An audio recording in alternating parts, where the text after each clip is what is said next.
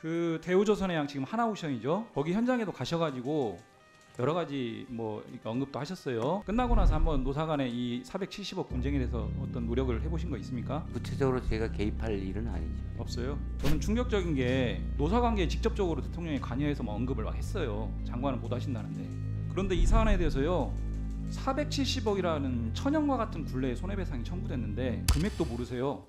어떻게 53억이라고 기억하십니까? 지난주 기자간담회에서 이런 발언을 했어요. 위원님들이 많이 언급하셨어요. 그런 법이 세상에 어디 있냐 이렇게 얘기했습니다. 제가 보기에는 굉장히 모욕적인 발언인데 그 현장에 그런 우려를 제가 전달한 것이죠. 그러니까 제2 요구를 해서 거부권을 아니요. 야 6당이 무려 100명이 훨씬 넘는 국회의원이 이 법안들을 발의를 했다고요. 네. 그런데 출석도 안 하고 밖에서 기자간담회에서 이렇게 발언을 하면 돼요? 오셔가지고 말씀을 하시든지. 이런 발언에 대해 사과할 생각 없으세요? 좀 유감스러운 이긴 한데. 자, 이 법안이 과연 세상에 없는 법인지 제가 확인시켜 드릴게요. 사용자는 노동조합의 쟁행인 기타 행위가 사용자의 부당노동행위 등 불법 행위로 발생한 경우에는 그로 인하여 발생한 손해배상을 청구할 수 없다 이렇게 있습니다. 그리고 그래서 그 혹시 민법 조항 중에 정당방위 조항 예. 아시죠? 예. 거기서도 똑같은 문구를 사용하고 있습니다. 그래서 자기 또는 제3자의 어떤 피해를 야기하는 타인의 불법 행위에 대해서는 정당방위가 가능하고 그래서 부득이한 경우에 그 손해면책하게 돼 있습니다. 장관이 아까 그런 부득이한 뭐 이렇게 되게 모호하다라고 했는데요. 민법에 있는 문헌입니다. 확인해 보시고요. 그 대우조선해양 지금 하나오션이죠. 예. 거기 현장에도 가셔가지고 여러 가지 뭐 언급도 하셨어요. 끝나고 나서 한번 노사간의 이 470억 분쟁에 대해서 어떤 노력을 해보신 거 있습니까? 그것이 저희가 있어요, 없어요? 구체적으로 제가 개입할 일은 아니죠. 없어요. 저는 충격적인 게 한국 사회를 조금 떠들썩하게 했던 굉장히 큰 사안이었어요, 맞죠? 예, 그렇습니다. 대통령도 제가 보기에는 굉장히 부적절한 언급을 수차례 했던 노사관계에 직접적으로 대통령이 관여해서 뭐 언급을 막 했어요. 장관은 못 하신다는데. 그런데 이 사안에 대해서요 470억이라는 천연과 같은 굴레의 손해배상이 청구됐는데 금액도 모르세요. 어떻게 53억이라고 기억하십니까? 자, 지난주에 22대 국회 개원 초기 첫 환노위 전체회의에 불출석하셨죠? 예, 그렇습니다. 불출석 사유가 뭐예요? 제가 국회법에 따라서 그 회의 일정을 잡고 국민의 출석을 요구할 때는 위원장께서 짧게 해주세요. 여야 간사와 협의해서 하는 걸로 알고 있습니다. 과거에 그렇게 계속 그러면은 이렇게 여야 이렇게 합의가 안 되면은 계속 불출석하셨습니까? 과거에 전례도 있었던 걸로 알고 있습니다. 윤석열 정부 이전에도 계속 그래왔습니까? 저희가 확인해 보겠습니다. 네, 저는 그런 사례가 있었던 걸로 알고 앞으로도 그럼 계속 그렇게 하실 거예요? 그렇지는 않습니다. 저희는 뭐 자, 이번에 그러면은 앞으로 안 그러실 거라면 지난주에 안 오신 것도 잘못된 겁니다. 환노위가 예. 됐습니다. 지난주 기자간담회에서 이런 발언을 했어요. 위원님들이 많이 언급하셨어요. 그런 법이 세상에 어디 있냐 이렇게 얘기했습니다. 장관이 해당 법안을 상정하는 이 상임위에 출석하지도 않으면서 입법권을 가진 국회의원의 입법 활동을 그것도 국회 밖에서 제가 보기에는 굉장히 모욕적인 발언인데 국회 권위를 심각하게 훼손한 일입니다. 매우 부적절한 운동입니다. 사과할 생각 없으세요? 그 현장에 그런 우려를 제가 전달한 것이죠. 그러니까 제2 요구를 해서 거부권을 행사. 아니요. 야 6당이 무려 100명이 훨씬 넘는 국회의원이 이 법안들을 발의를 했다고요. 예.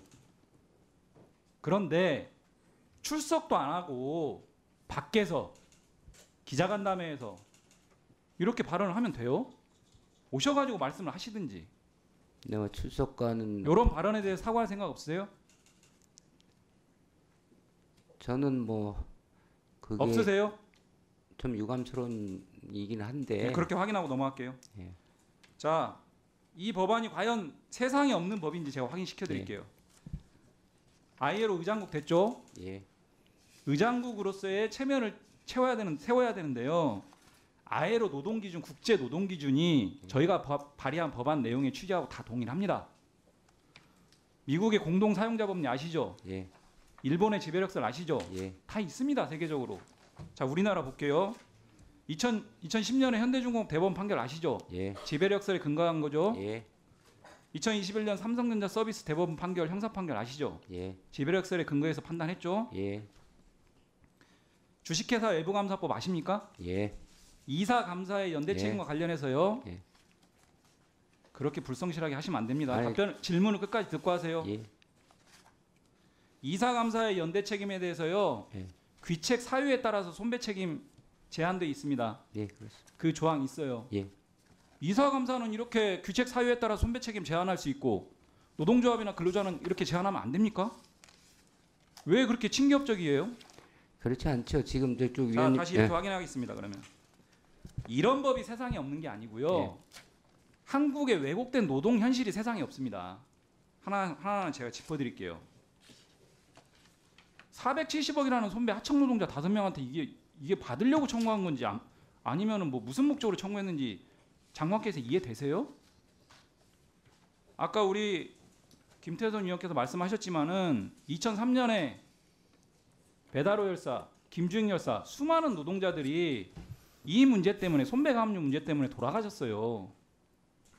수많은 하청 노동자들이 제대로 된 교섭 한번 못 해보고 지금까지 20여 년 동안 헌법전에는 노동상권이 존재하는데 현실에는 노동상권이 없다라고 얘기합니다.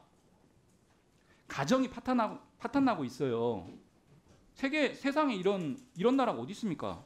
하청 노동이 우리나라만큼 많이 이렇게 확대된 나라도 없어요. 제 말이 틀립니까? 어떻습니까? 제가 마지막에 답변 드리겠습니다.